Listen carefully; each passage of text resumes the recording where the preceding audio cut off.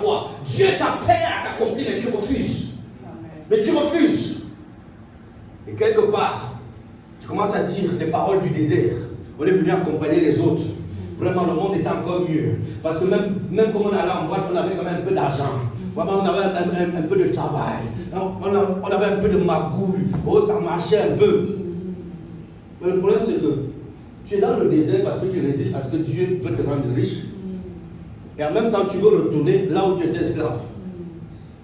Amen. Amen. C'est comme ça que beaucoup de chrétiens murmurent. Oh, vraiment, c'était quand même bien aussi quand on était dans le monde. Très bien. Tu étais esclave. Esclave de masturbation. Esclave des pensées impures. Esclave de pickpocket, de vol, de ruse, de manipulation, de mensonge.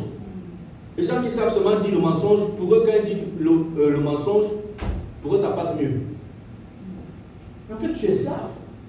Tu n'as pas la peine de dire quelque chose de bon.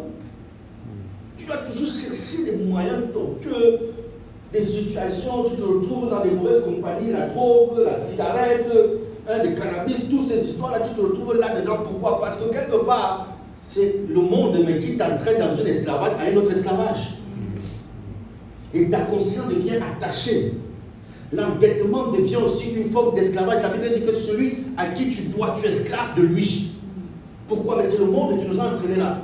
Tu prends d'abord une dette. Bon, tu te dis, ok, bon, pour pouvoir, je vais payer, mais j'ajoute encore. Mais Dieu était capable de te rendre riche.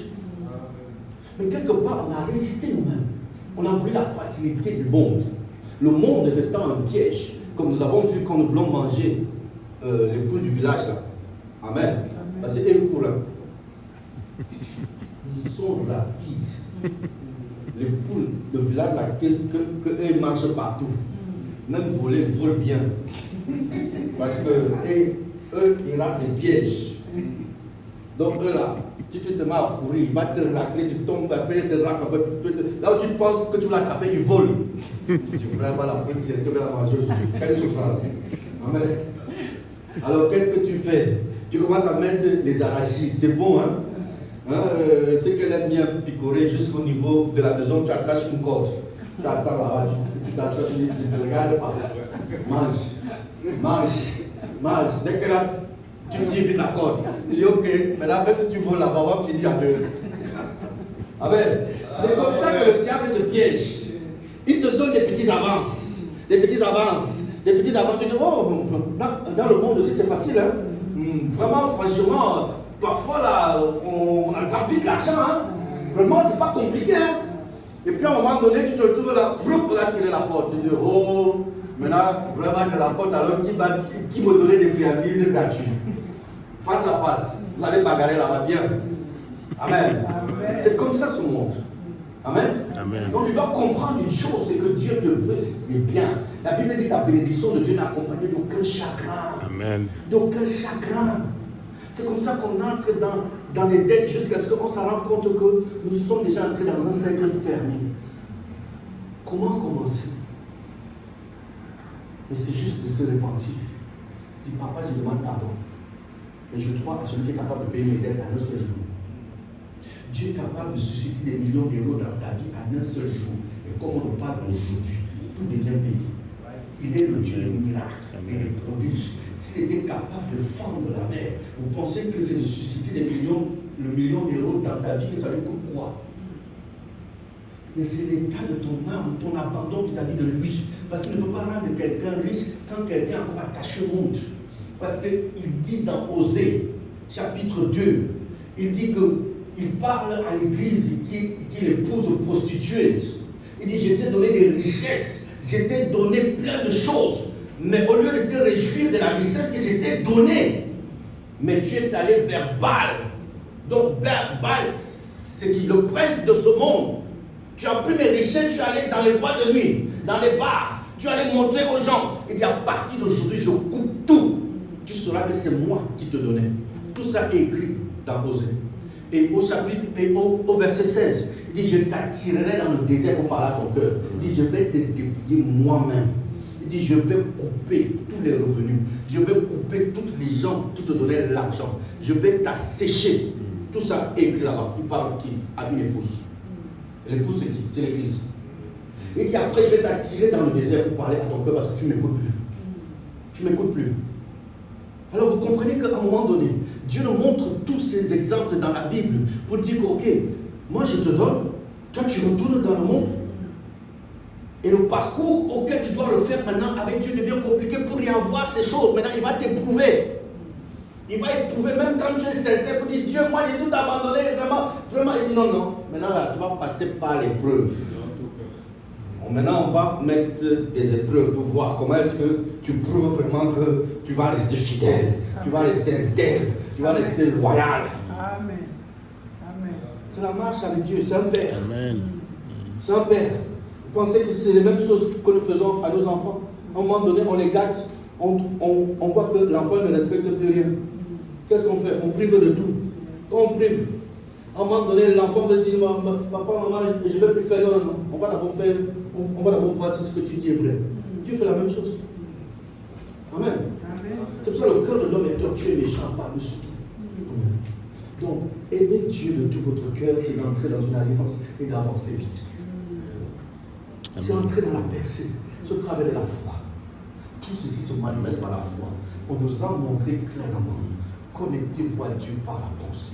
Vivez pleinement la plénitude de Dieu.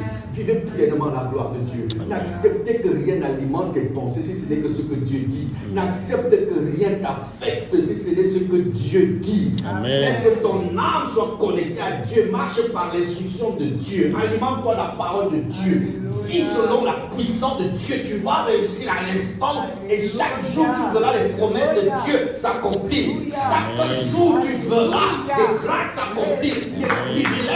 Tu feras des choses, tu feras des miracles que tu ne pensais même pas. Des choses que tu ne peux même pas imaginer que ceci peut arriver en un seul jour. Des choses que pour toi c'était pénible, mais tu verras Dieu libérer comme ça, comme ça, comme ça, comme ça.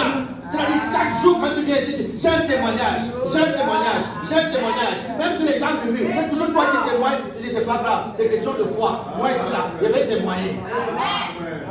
Et c'est comme ça que ça commence à être lu de tous les hommes. Vu de tous les hommes. Pourquoi? C'est ça le témoignage. Ta vie doit être un témoignage. Chaque jour que tu sors, Dieu peut susciter 100 000 héros dans ta vie. Vous pensez que les bienfaiteurs n'existent pas? Mais la Bible parle dans Ecclésiaste chapitre 2 au verset 26. Amen. Que Dieu accorde à celui qui est agréable à Dieu. Amen. La science qui est la connaissance. Amen. La sagesse. Amen. L'intelligence. Amen. Et il leur donne aux païens d'amasser. D'amasser. Et il leur donne de donner à celui qui est agréable à Dieu. Et celui qui est agréable à Dieu, c'est celui qui marche par la foi. La Bible dit, or, sans la foi, il est impossible d'être agréable à Dieu. Donc Dieu dit, je donne à celui qui est agréable la connaissance, la révélation, la sagesse. Et je donne aux païens d'amasser et de venir te donner. Et s'il ne donne pas, il est frappé. Donc il y a des gens, à un moment donné, qui vont te chercher. Oh, vraiment, il faut que tu prends ceci. Si tu ne prends pas, vraiment, moi, c'est la Bible à dormir. Quand tu ouvres là-bas, tu dis, hey, c'est ce chèque ici là. 2 millions d'euros. Du coup, je n'arrive plus à dormir. J'ai signé ce chèque, ça fait 2 jours. Amen. Pourquoi? Parce que tu es agréable à Dieu. Pourquoi? Parce que tu marches par la foi. Amen. Amen. Amen. Quand Dieu parle, il le fait. Amen. Il est fidèle à sa parole. Amen. Il est fidèle à sa parole. Il le fait comme ça. Mais pourquoi croire au travers des sentiments, des émotions, le raisonnement du monde? Pourquoi laisser que le monde affecte ta vie? Alors que tu as la même capacité d'être au sein de Dieu tous les jours, de vivre avec Dieu tous les jours, de parler avec Dieu tous les jours, de communiquer avec lui tous les jours. Ne te dis pas que oh, il n'y a personne qui me connaît. Quand le peuple Israël sortait de l'Égypte, il y a beaucoup que Moïse ne connaissait même pas et qu'eux ne connaissaient pas Moïse. Donc quand Dieu envoie un libérateur, il sait le nom. Ton nom est déjà inscrit quelque part dans le plan de Dieu. Amen. Et si ton nom est inscrit dans le livre de vie, il sait ce pour lequel il a signé des bénédictions.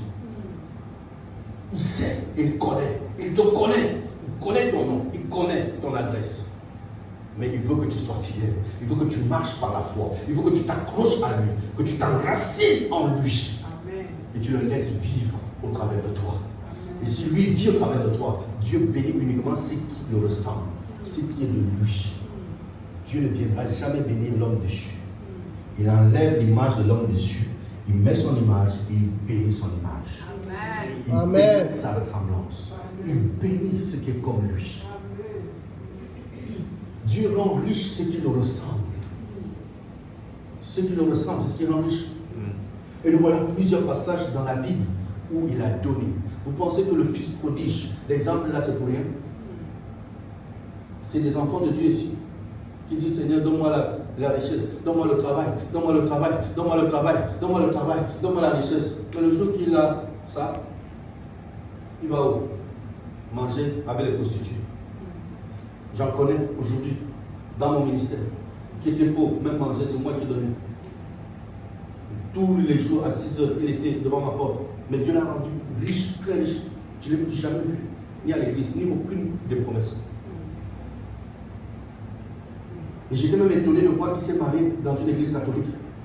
J'étais même étonné de le voir au travers des boîtes de nuit dans Facebook.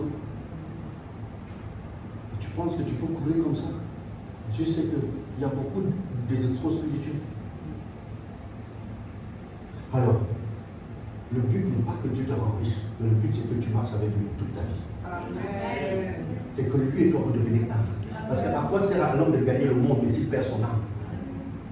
Si derrière toutes ces richesses, toutes ces choses, mais tu vas à l'enfer, ça t'aurait servi à quoi? L'enfer, c'est l'éternité. La vie sur terre, tu peux vivre 100 ans.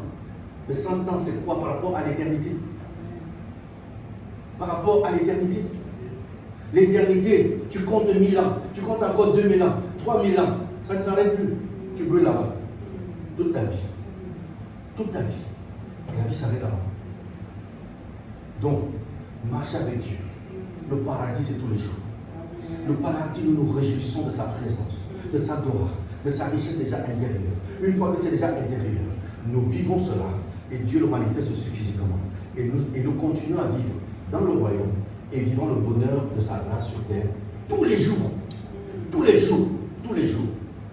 Donc pourquoi chercher à manger les friandises de Satan et d'aller en enfer? Pourquoi veux-tu détruire ta vie alors que Dieu te tend la main? Alors que Dieu t'aime? Il t'a donné des privilèges, il s'est révélé à toi plusieurs fois. Tu as connu ses grâces, tu as connu ses privilèges.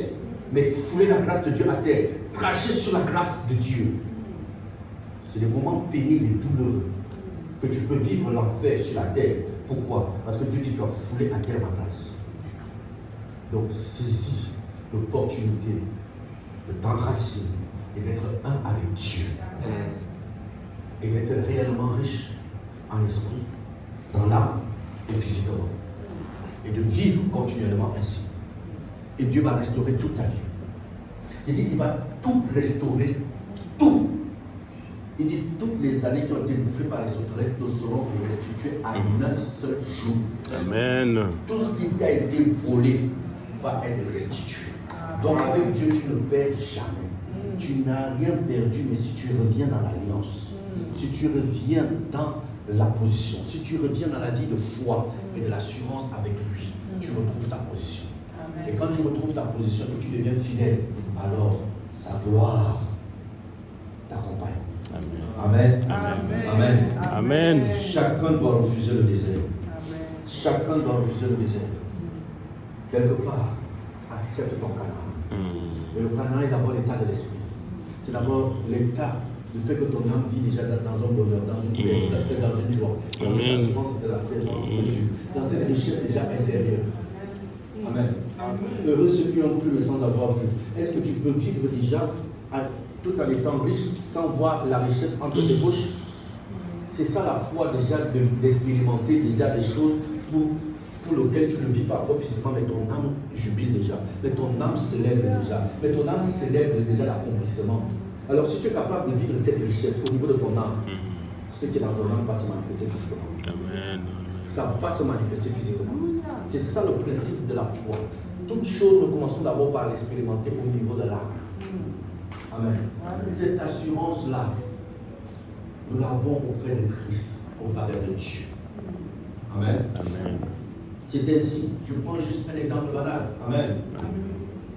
Que tu as gagné, par exemple, à la loterie, l'euro million. Amen. C'est un petit ticket, un petit reçu. Mais comme tu as vu, c'est l'équivalent de 50 millions d'euros. Amen.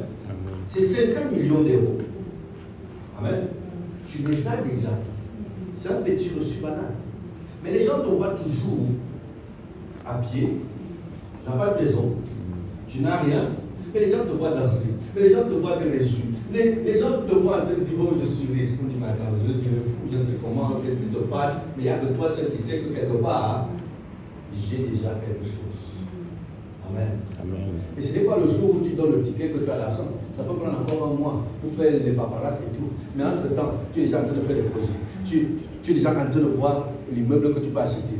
Tu es déjà en train de voir comment tu vas grandir l'église. Tu es déjà en train de dire, on dit, mais on ne comprend pas. Elle n'a pas l'argent, mais elle est déjà en train de négocier. Il négocie à gauche. Il dit que dans cette parcelle, on peut la prendre comme ça. Voilà, je vois quand même 2 immeubles qui peuvent se mettre là. Il dit, mais celui-là, il est fou, bien c'est comment? C'est ça la folie de la foi. Ces choses-là, si tu ne les as pas encore reçues au niveau de l'esprit, au niveau de l'âme, elles ne vont pas se manifester physiquement. Donc si tu es capable de recevoir et de te réjouir en disant je sais que je l'ai déjà, je me réjouis déjà. Pourquoi? Parce que ce que les gens ne voient pas, mais c'est déjà en toi. Amen. Tu le vis déjà. Et c'est cette paix intérieure, c'est cette joie intérieure, c'est cette assurance intérieure, c'est cette richesse que ton âme jubile déjà sans que ce soit manifesté. C'est ce que Dieu attend de toi. C'est cette attitude que Dieu attend de toi. C'est pour ça qu'il dit tout ce que vous demandez en priant, croyez que vous l'avez reçu. Et vous le verrez s'accomplir. Crois que vous l'avez déjà reçu. Donc ça veut dire que quelqu'un qui a déjà reçu a une attitude différente de celui qui cherche à avoir. Donc c'est pour ça que je vous ai dit, ton attitude va déterminer aussi ton attitude. Amen. Amen. Amen. Donc si tu veux rester en haut, amen, c'est ton attitude. Ton attitude présente. C'est ce qui montre si tu es en haut, si tu es en bas. Mais si on te voit toujours triste, c'est là que tu es en bas. On n'a même pas besoin de parler. Parce que celui-là, il est en bas, il est down. Pasteur Mimi, on vient, on cherche les paroles de consolation. Parce que la façon qu'ils sont entrés là, tristes là, il faut vraiment les consoler. Ah oui. Ça se voit, non? Amen. Est-ce que tu as encore besoin de dire Saint-Esprit, parle-moi? Ton attitude, moi, là, non. Je ne peux pas chercher autre chose. Il faut vraiment la guérison, parce que ça ne va pas. Amen. Donc ton attitude détermine le niveau que tu vis avec Dieu. Amen. Le niveau de grâce, le niveau de gloire. Amen. Amen. Alors sois toujours joyeux.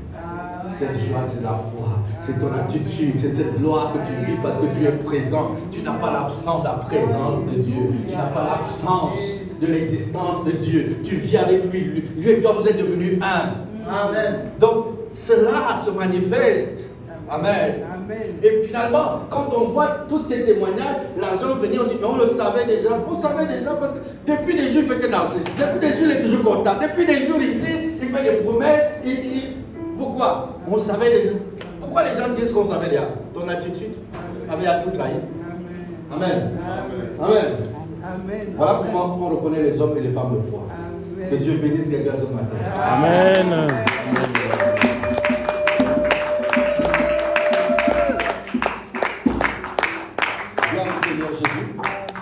Je vais inviter les hommes et les femmes riches à venir offrir à Dieu. Amen.